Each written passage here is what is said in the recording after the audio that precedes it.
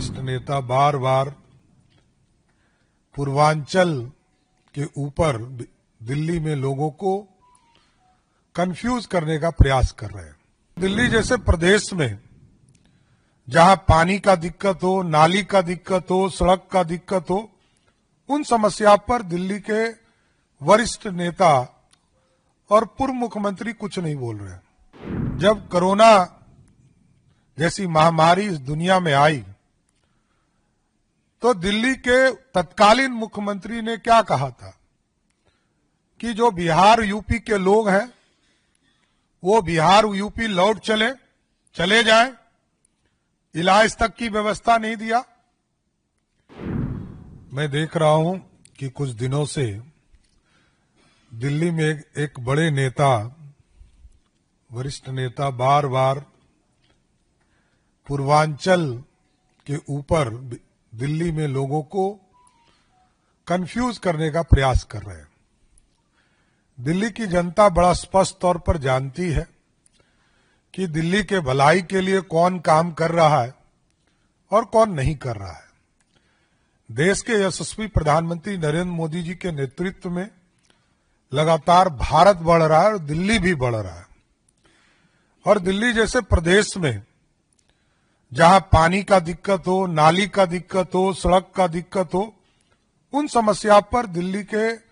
वरिष्ठ नेता और पूर्व मुख्यमंत्री कुछ नहीं बोल रहे। और जैसा कि आप जानते हैं, याद कीजिए कोरोना के समय को, जब कोरोना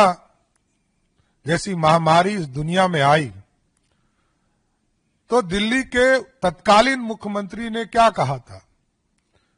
कि जो बिहार यूपी के लोग हैं वो बिहार यूपी लौट चले जाएं, इलाज तक की व्यवस्था नहीं दिया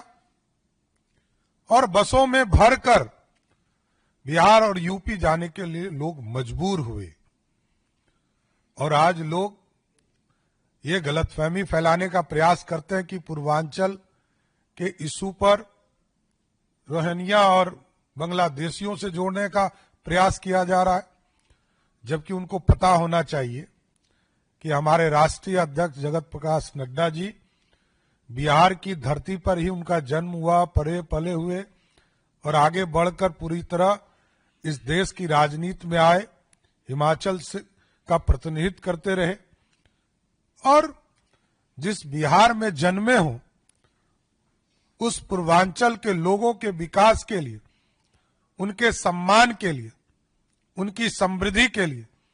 लगातार जेपी नड्डा जी काम करते रहे। लेकिन दिल्ली में जो इंडी गठबंधन के लोग हैं, ये ना विकास से इनको मतलब है, ना दिल्ली के समृद्धि से मतलब है,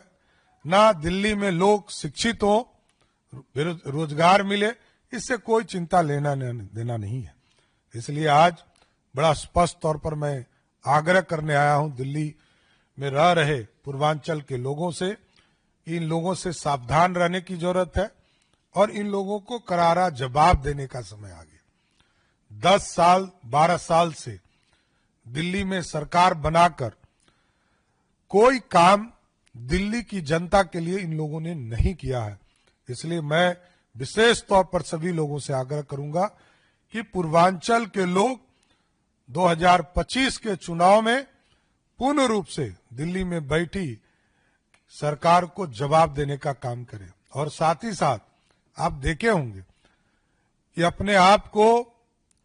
एक पढ़ा लिखा वर्ग मानने वाले लोग किस तरह महिलाओं का अपमान करके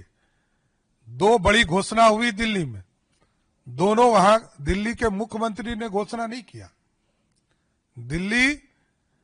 के उनके पार्टी के नेता ने किया। ये अपने आप में महिलाओं का अपमान है। महिला शक्ति को आगे बढ़ाने का काम जो नरेंद्र मोदी जी कर रहे हैं, ये सारी पार्टियां एक तरह से अपमानित करने का काम कर रही हैं।